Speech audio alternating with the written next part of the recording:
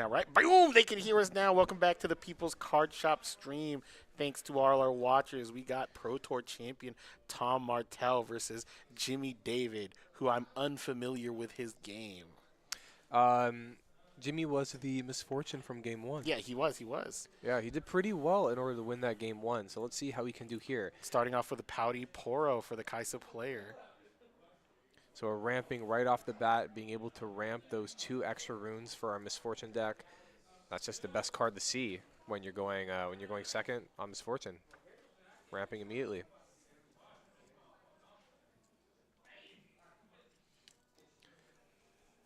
So our Kaisa player is actually going second. Our Misfortune player went first, so on his second turn he had 4 mana, was able to ramp to 6, so next mana he's at 9. Our Kaisa player is just accelerating out their Kaisa immediately in order to take the Reaver's Row. Reaver's Row is so crazy with Kaisa because when Kaisa conquers, she draws a card, and you don't want to lose her that easily. So if your opponent actually threatens her, you can move her back, conquer a different battlefield, and you're able to get multiple procs of her draw effect. So we are at 8 mana here on Jimmy's side. We skipped past the turn 3, 6 mana. We ramped it out, so we're on 8 now. Fortunately, 1 mana off of our actual play we want to do, which is our Aurora. Dazzling Aurora always. So we're just passing. We're just passing here. What could he have? Any cards? He could have something like maybe a Gust. He could. I feel like he might have used it to keep him off the hold point. But sometimes these misfortune decks they either have early game bounce spells or they don't. Or they don't. And then we saw that round 1 that Jimmy was mainly playing like a gear focused version of Misfortune. So yeah, he probably doesn't have a lot of the removal spells. He is playing that treasure trove package, which is pretty good. And the Backpack of Wonder. So there he is. He played the Treasure Trove. Treasure Trove is when it gets removed from the field. And here it is, Dazzling Aurora, the namesake of the deck.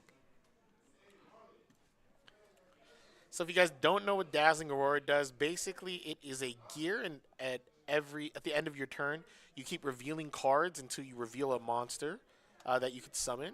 And the thing with the Misfortune deck, it's mainly just all heavy hitters. It's stuff like Soul Gorger's Mind Splitter right there coming down, looking at the hand, revealing 2,000 Tail Watchers, a Stupefy, looks like a Disintegration Ray.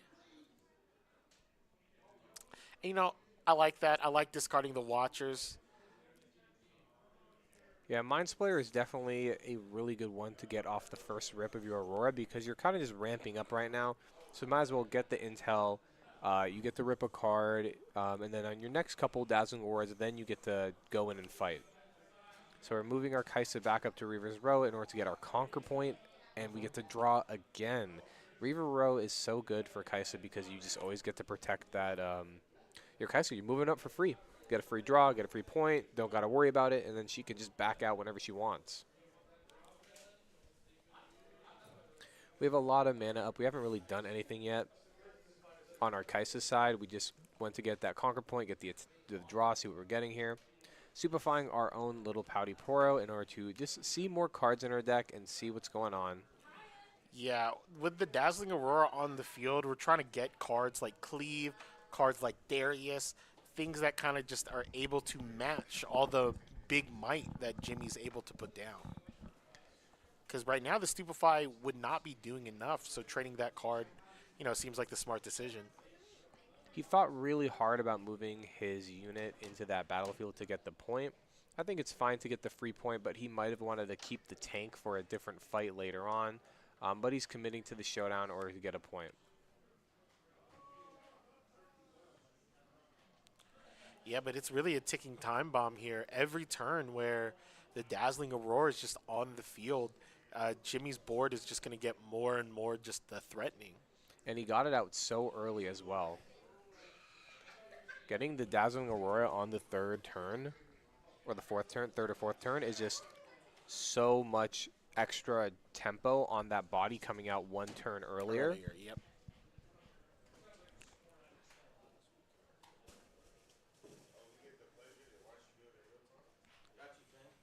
So we're just building up our board, and we're passing.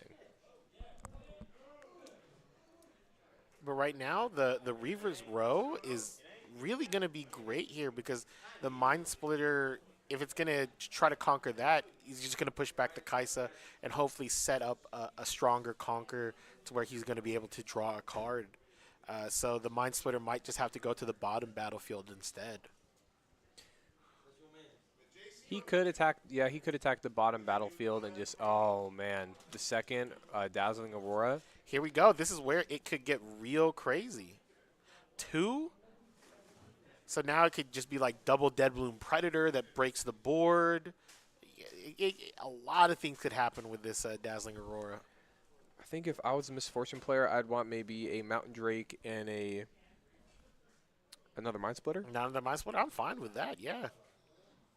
Honestly, I'm not gonna lie. After watching a lot of these, Miss Fortune games, 9 times out of 10, I just want Mind Splitter because Mind Splitter just simplifies the game so quickly. I do disagree with this play a little bit because red actually does have abilities battle that tricks. they could kill the gear. So you always want to do Aurora at the last thing because they can't respond with action spells. So you play Aurora and then you pass. So if you're going to attack in with the Mind Splitter, he got the trade, but you want to play the Aurora as your last thing in the turn. Yep, and here it comes. Oh, right there. Nice. Another Mind Splitter. Get out the second Watcher. This has happened in a couple games that we have watched about Miss Fortune versus Kaisa. Is the Kaisa looks like their card quality is so good. But then just back-to-back Mind Splitters is just a little bit too much. The 7 Might requires a lot of like different moving parts for the Kaisa to get rid of. But the Mind Splitter breaks up any type of that because they just get to peek at the hand. So, really, as the format goes on, we're seeing more and more ways to fight this Kaisa deck. We got the Dead Bloom pushed off the Kaisa. We get the Conquer point, but now we're on Reaver's Row, so that if anything happens to threaten our unit, we can pull them back as well. Here we go, and hopefully it's the Cleave here. Boom! Cleave Darius. That's one of my favorite combos. That's just 10. Of course, with the Reaver's Row, the Dead Bloom Predator is going to move back. So it's going to be this kind of little dance that goes back and forth here. But, anything can happen. Yep, it's moving back. Oh, and There's just too much early tempo on the side of the Kaisa player. the Kaisa that just getting both those points in that turn was just able to solidify the game. Yeah. So That's the big thing with the Kaisa versus Miss Fortune. Miss Fortune honestly had 2 Auroras, but if Kaisa can get under and get a quick advantage on the battlefields, it's really strong. Yeah, it really favors the Kaisa the quicker the game goes on. that's why the Reaver's Row is so strong, because the Kaisa is able to accelerate for free, and you're not worried about it dying as much. The enemy has to really consider the pros and cons in fighting into that Reaver's Row, because they get a free movement for their unit. Mm-hmm. Yeah, Reaver's Row really is an all-star in that deck. I think that's why one of the reasons why Kaisa is so powerful is they have some of the best interactions with battlefields. Like every time we talk about a battlefield in Kaisa, it becomes like this focal point, the centerpiece of the deck. Reaver's Row, just being able to protect the units over and over again, is so powerful.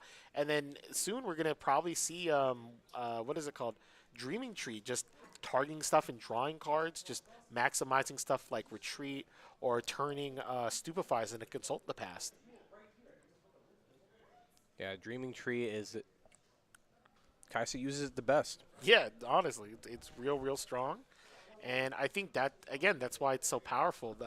These Kaisa decks is they really can masterful use of the battlefields.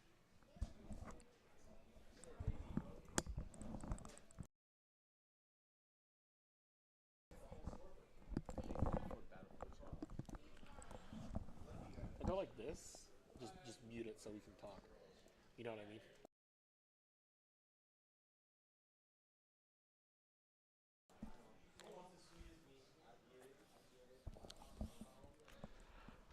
All right. So versus Miss Fortune versus Kaisa, what do you think is going to come in the side decks here? Definitely the gear removal. Gear removal? Yeah, definitely, definitely. Now, what I think is going to be unfortunate uh, is if he plays the Aurora again and then does an action, and then in response to that action, he gets his Aurora popped before he gets the value out of it with acceptable losses. Hmm. A lot of Kaisa decks nowadays are using that 5 mana spell to kill a Hmm. gear. That way they can guaranteed kill it. Because these Misfortune decks, like you've seen, they're running so many little tiny gears in order to not let people run the acceptable losses. So you got to run the 5 mana Yeah. card in order to kill the gear, but that's worth it. You kill the gear, that's their whole game plan. If they don't draw another Aurora, you The are. game's essentially not essentially over, but if you have a strong lead, yes, the game is going to be over if you can respond to the Dazzling Aurora. I agree. Let's see what battlefields they are. I'm pretty sure it's going to be Aspirin's Climb. Yes, Aspirin's Climb from the Miss Fortune, and it is going to be what battlefield is the other one? I'm not sure.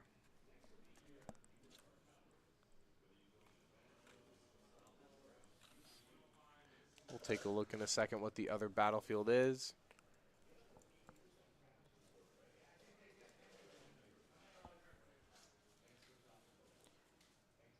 Is it the arena's greatest? I can't really tell off of it. Yeah, right now the image is a little small. When it gets a little bigger, we'll be able to tell you what the second battlefield is. We know the other one is the climb, which means you have to get up to 9 points in order to win the game. We're starting off with a stack deck on the side of the Misfortune.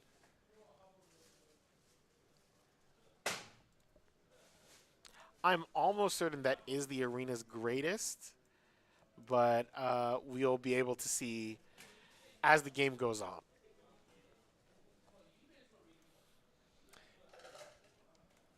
The arena's greatest is both players get an extra victory point. So basically, it kind of nullifies the Aspirin's Climb. Uh, I So can I can definitely see that. Uh, that's kind of funny. It's like there's no battlefields there's this there's game. basically no battlefield here.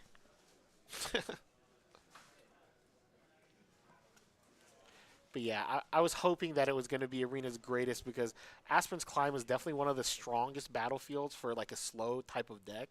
And I feel like even though Arena's greatest is really good on the play, like being able to counter Aspirin's Climb to make it just basically a no battlefield game, that seems pretty good. I think he probably realized that the next one coming out was going to be arena's greatest. So then, I mean, was going to be the climb. So he Yeah. probably countered it with the arena's greatest. Really strange that our deck is running a Vi, though.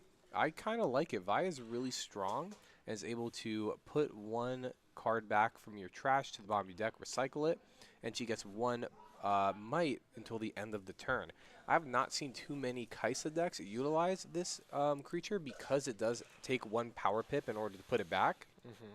but I don't mind it. Kaisa really But churns through a lot of But cards. I'm really interested. Like, what is it just used for only just value and a big creature, or is there going to be like some type of game plan they have with it? Because like the red purple decks use a Ride the Wind Vi as like a really cool combo, double conquer strategy. But like, is it just there just because we get fat graveyards? I I believe so. Okay, that's a real interesting pick. I don't really think there's really any movement spells like that in the red blue archetype. Okay, I respect it because it's just a big creature sometimes late game, and it's real small at the beginning. So You know what? It could have been a side deck card to fight against Aurora because we didn't see it in the other game. okay, that makes sense. But he could just be main decking it. We're gusting the Vi back to the hand, which does really stink because when you play the Vi again, you have to play The another power pip. power Yep. pip.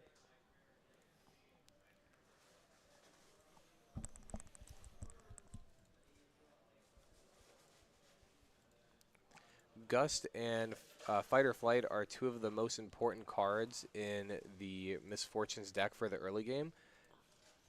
because they don't really have a lot of early game creatures because of the Dazzling Aurora kind of like affecting their their deck building. So they need to find ways to kind of circumvent that using spells or using gears. Mind Splitter comes down. We have Cleave, the Caitlyn spell, double Time Warps, Vi Draven.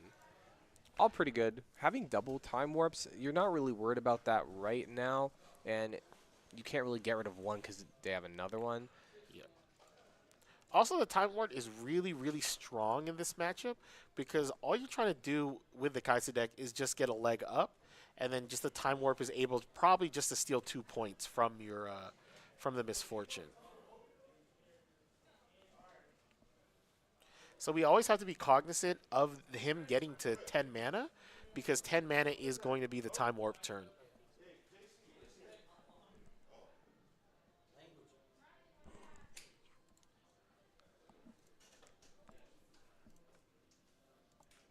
We need to see an Aurora soon. We're going to Gust again. Gust, one of these essential cards for the purple deck early game. He's still going to move in with his Lecturing Yordle. So if we know he has the Lecturing Yordle in the back, if we don't have another push card right here, we might as well just have given him the 1 point with the first 2-drop and not bounced it, because our bounce really didn't save us a point right here. It just because we just made him lose tempo because he has to replay that spell. We're going to play the Draven. What Draven does is he is 3 might off He's the 3 bat. might, and then for every point you have, he gains that much might. So the Draven is a real good card going into late game. And I think I'm kind of understanding what like Tom's trying to do with a lot of his stuff, having the Vi, having the Draven, is just having a lot of powerful units to kind of like 1-for-1 trade with all the stuff that can summon off of Dazzling Aurora.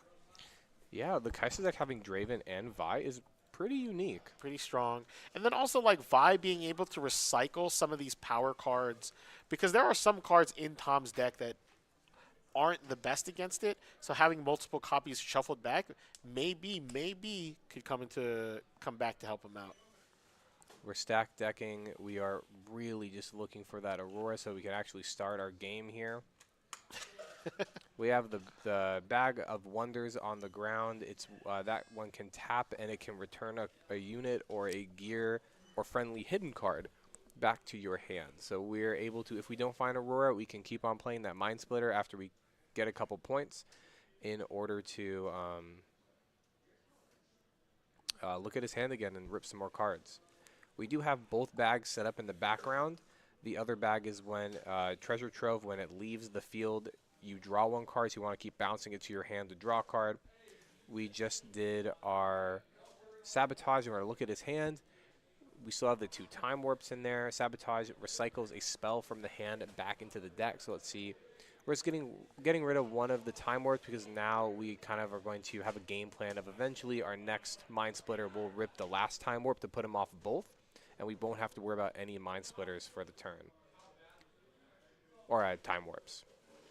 We're pushing in our Mind Splitter into the Arena's Greatest in order to kill the Lecturing Yordle, get a battle point. But the Kaisa player has so many cards in the background. Yeah, and a lot of them just trade or even kill the Mind Splitter. Yeah, Vi and Draven right now, it's showing why they're unique, but they're nice. Yeah. And I really think that that's what Tom is trying to do with his deck right now, is just every creature either is like a +1 draws a card or is big enough to fight these Time Splitters, these Soul Gorgers, any of these big gigantic creatures. Vi also has ganking herself. Oh yeah, okay, so then ability to do stuff like double conquering, things like that on. And there's a lot of open battlefields, until Dazzling Aurora comes down. The reason why Vi is absolutely cracked in purple is you ride the wind it, you kill something, and then it's ready, so it gets ganked over. Yeah. We're just going to draw some cards. Another Lecturing Yordle.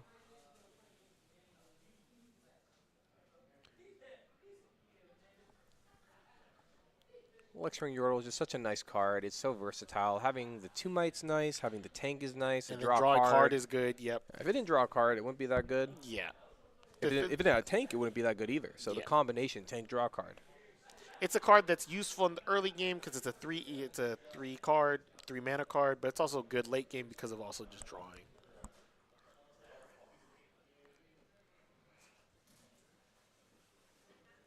Here you go. Oh my goodness. That is a big Draven. The Draven is big enough to just take out the Mind Splitter. That's why it might have not have been too good of an idea in order to put the Mind Splitter, get the early point, because now you're just feeding it away to a Draven.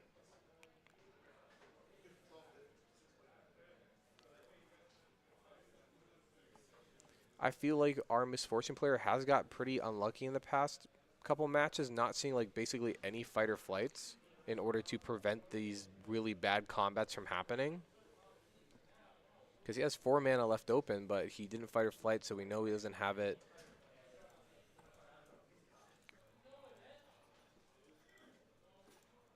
And those of you who don't know what fight or flight does, it is a 2-mana action, and it moves a unit out of a battlefield. It could be your unit or their unit, so you can reposition yours or get rid of theirs. It is a hidden card as well. That means you can play it face down at a battlefield, and it becomes a reaction. So you can use it whenever you would like, whenever you can play a reaction.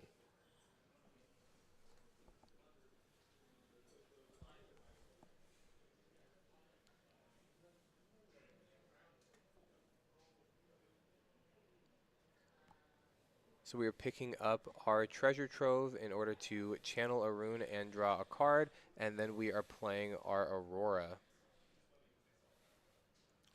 All right, hitting a Dead Bloom Predator.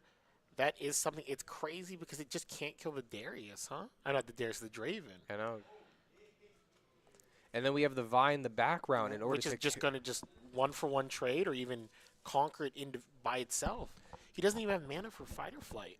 I just think at this point, the Aurora came down a little too late. A little too late. Too late. But also, Tom's like side deck strategy, or even his strategy just in general in this match, is really just showing up, where he's just summoning big bodies and trying to be as aggressive as possible. We have to ask him post game if he sided those in for the Aurora matchup. Because I know sometimes they play one Draven in the main, but the Vi's random but so good. Because this Vi is threatening the Dead Bloom itself. Pulling the Draven back, you don't need to risk a hold point.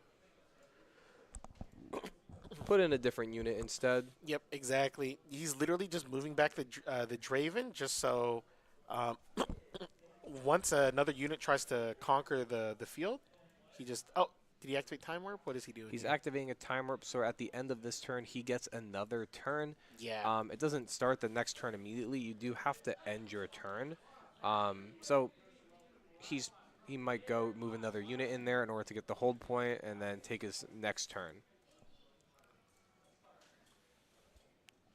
Yep, and that's the beauty of the I think Time he Warp. immediately started. He immediately started his next turn because I think he just has things that he wants to play. He wanted to ready the Draven.